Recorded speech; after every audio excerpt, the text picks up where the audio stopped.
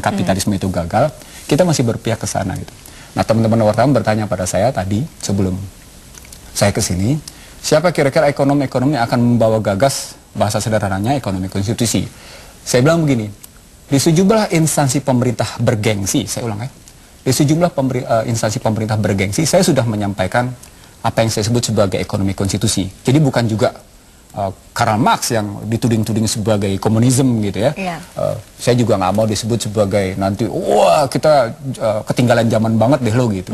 Mempertahankan yang kolot-kolot aja gitu ya. Dan bahkan kalau pakai teman-teman yang ada di Taman Suropati, you are obsolete gitu ya katanya gitu ya. Nah, saya ingin mengatakan sesungguhnya juga di teman-teman di birokrat sulit kita cari teman-teman yang mau berpihak pada ekonomi konstitusi. Apa alasannya? Sederhana.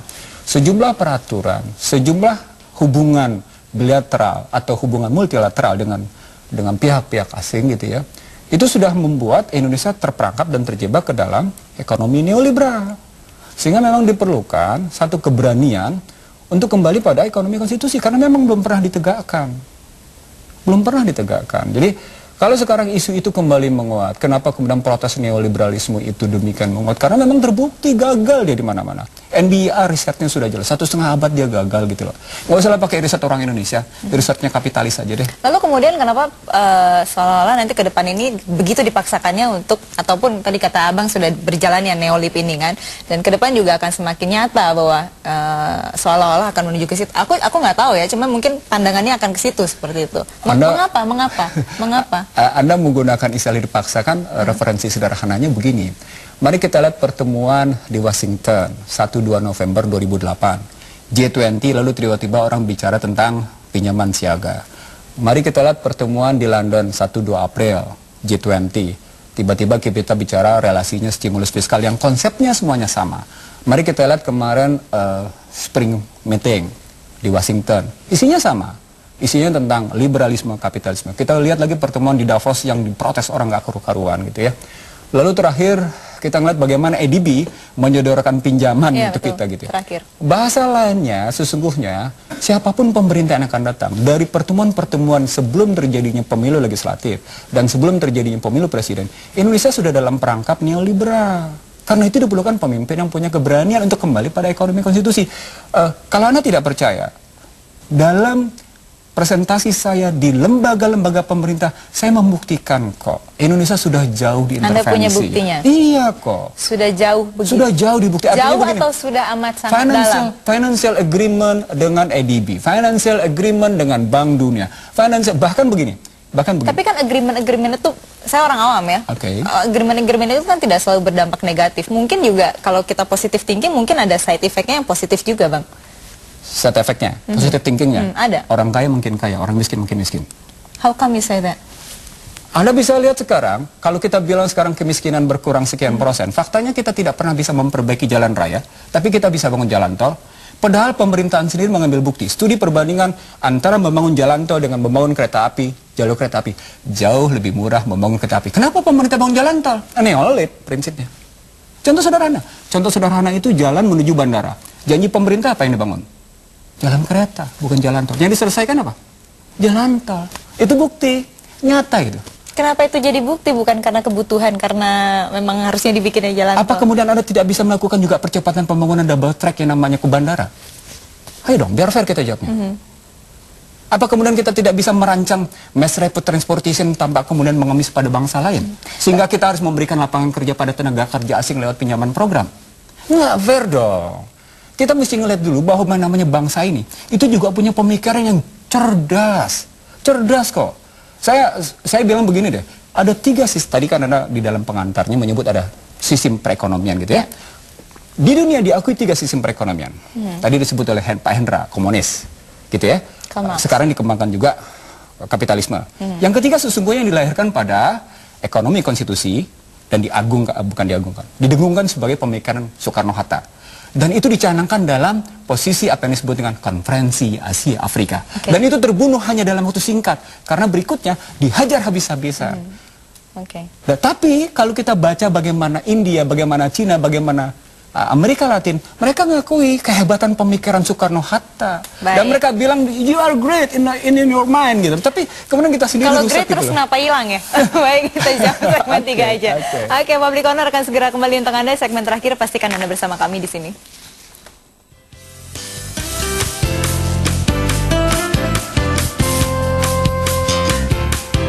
Kita langsung menyapa seorang penelpon lagi, Pak Wahyudi. Halo, selamat sore Pak. Selamat sore, Metro langsung TV. saja. Ya, saya ingin bertanya kepada itu Mas Irsan ya. Ya. Kita dari tadi membicarakan bahwa ekonomi liberal dan komunis ya. Ya, ekonomi liberal kemudian menjadi neoliberal. Ini kan sebenarnya ekonomi konstitusi juga dibahas di sini, Pak. Oh iya. Ya. Nggak, intinya yang kita kenal itu dulu ya. Dari pakem-pakem internasional ya. Bahwa kemudian itu yang kita anggap bahwa yang menciptakan itu sama-sama orang Yahudi menurut sejarah itu Bapak setuju nggak? Dan kemudian kalau gitu sebenarnya mereka itu menciptakan sistem ekonomi itu sebenarnya untuk menghadang ekonomi Islam. Sejauh mana Bapak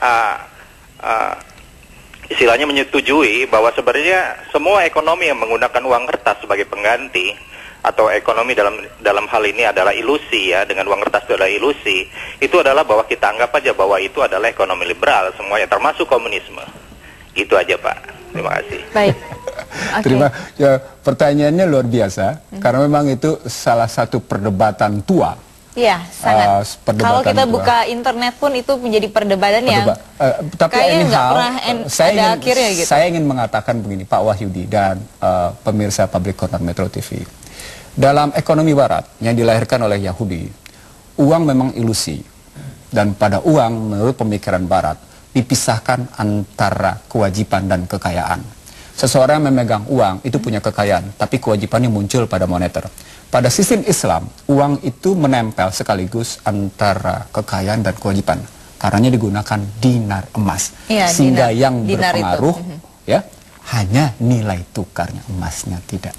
Jadi artinya ada perbedaan mendasar. Kita tidak perlu bicara tentang inflasinya, kita tidak perlu karena poinnya ada di tentang ilusi tadi. Uang sebagai sebuah ilusi, uang sebagai sebuah hayalan tentang nilai tukar, bagaimana nilai tukar. Sementara Islam menganggap nilai tukar itu tidak boleh menjadi sebuah ilusi, tapi menjadi sebuah kenyataan. Kenapa? Karena aset dengan kewajiban, aset and liabilities dalam bahasa sederhananya, kekayaan dengan kewajiban menempel jadi satu. Pada konsep liberal, ilusinya terletak dipisahkannya antara kekayaan dengan kewajiban. Kekayaannya pada pemegang uang, kewajibannya pada moneter. Sebaliknya ketika uang itu juga dipegang, dia punya kewajiban karena ada tingkat suku bunga dan inflasi. Nah, itu jadi tapi kemudian itu juga jadi keluar konteks dari pembicaraan kita sore ini sebetulnya. Tapi kemudian kita harus balik lagi nih ke neoliberalisme bagi Indonesia nih ya. Ini ada beberapa kekhawatiran yang saya baca di internet ataupun mungkin kekhawatiran orang-orang kalau saya lagi berdialog dengan mereka, berdiskusi dengan mereka adalah seperti yang paling utama adalah munculnya kesenjangan ekonomi yang semakin jauh, yang kaya semakin kaya dan miskin semakin miskin.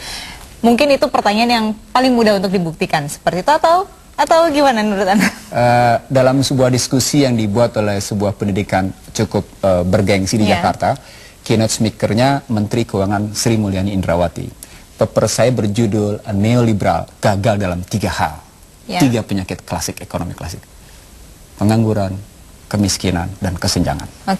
Artinya selama 1,5 abad sejak ekonomi neoliberal itu manggung dan kemudian menjadi neoliberal sejak 1963, pada hakikatnya dia gagal mengatasi 3 penyakit klasik: pengangguran, kemiskinan, dan berarti itu sudah menjawab pertanyaan munculnya kesenjangan ekonomi. Pasti. Gapnya akan semakin, disparitasnya akan semakin tinggi. Dan itu juga studi terakhir Krugman kayak gitu. Jadi kalau orang bicara juga baca tentang bagaimana Paul Krugman ketika memenangkan Nobel Ekonomi di 2008, Krugman jelas menyebut bahwa yang namanya ekonomi terbuka lahirnya ke situ, ekonomi neoliberal lahirnya kayak gitu. Ini waktu kita singkat sekali, tapi at least in your point of view, dalam pandangannya Abang sendiri, adakah kebaikan yang akan diberikan bila kita terus menerapkan neoliberalisme ini di Indonesia? At least dalam ekonomi publik dikenal 4 pelaku. Pelaku pertama adalah birokrasi, pelaku kedua adalah politisi, pelaku keempat adalah pengusaha, pelaku ketiga adalah pengusaha, pelaku keempat adalah rakyat. Biasanya yang hanya melakukan kerjasama adalah pengusaha, birokrasi, dan politisi. Rakyat ditinggalkan.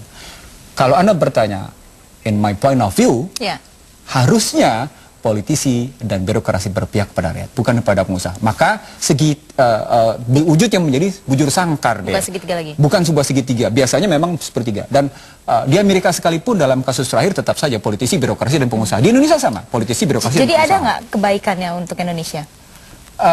Biasanya pengusaha